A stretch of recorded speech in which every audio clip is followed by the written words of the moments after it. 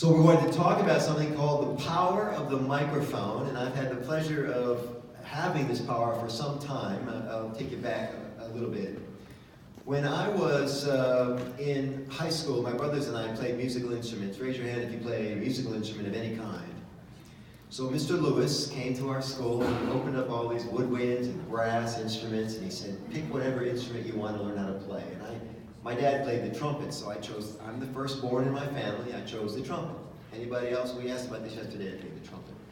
And so I started to play the trumpet, and then I learned how to play the bass guitar because my brothers and I, as we were practicing, decided we could have a band. We're all musically inclined. The four of us could form a band. Wouldn't that be fun? We had no idea where this would go. So we called ourselves the Caruso Brothers. Pretty original. And we started to play some free gigs in the area, right? Now I'm playing both trumpet and bass guitar in the band, depending on the song. And I start to realize that when we go on stage, we got all kinds of attention that I couldn't get if I was just in the room with you. And at first I thought, well, it's the power of, it's me with it's music. That's what the power is, it's music. And I was partly right. And then I thought later, no, it's not just that it's music, because you could play music in your basement all day and night, nobody would ever pay attention to you. It's the fact that the music's happening on the stage. And then I started thinking, well, it's the power of the stage. And my brothers and I did some pretty cool things in the music business. We were sponsored by, we had a major sponsorship that put us on a tour. We did over 2,000 performances in North America. We opened on college campuses. We played tons of clubs across the United States, and we had a blast. And there's still videos of it on YouTube if you want to check out pictures of Michael with big hair, video. And you know, nothing lasts forever, and eventually the band went away.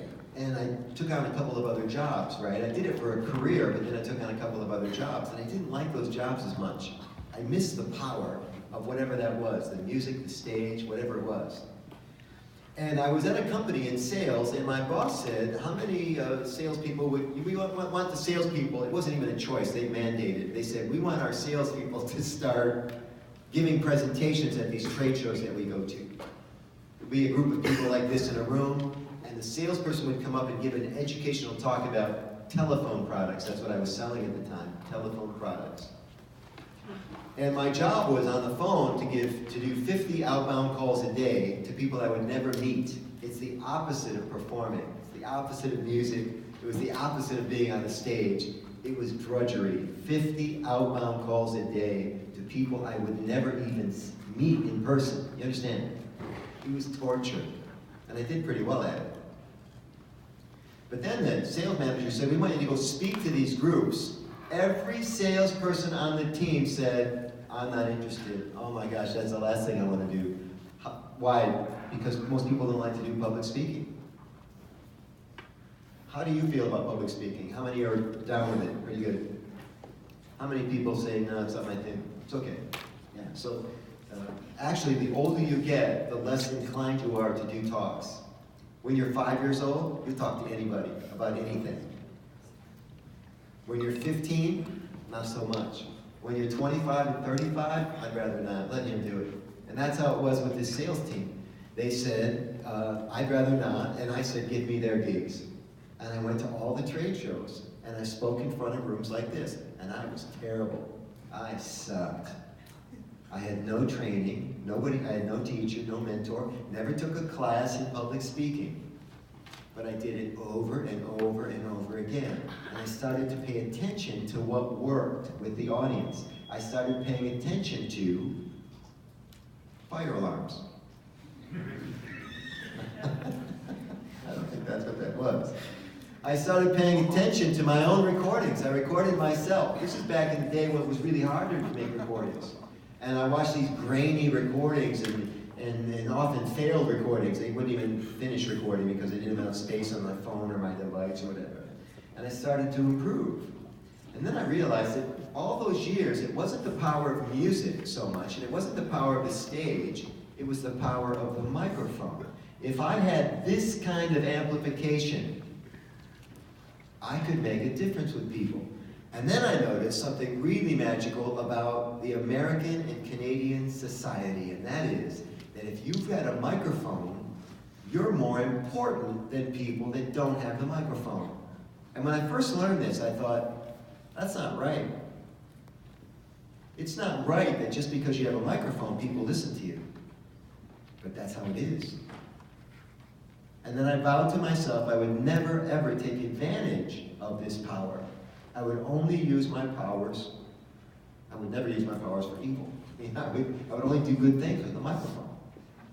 And ever since then, I've been offering a class online and doing it in real life, live, called Present Like a Pro, and I teach other people how to do presentations. And I actually developed this program, this online program, in the last 12 months. So I haven't even talked to this group about it before, this online program. It's very expensive. High-end people take it, presidents of companies. I've had some politicians call me. So far, I haven't been a good fit with any of them. But people need this program. Paul, the district governor, PDG in Arizona, is in my program right now because he's foundation chair. He knows that without the power of the microphone, he can't raise money for Rotary. And he's paying his own money to become a better speaker because he wants to do a good job.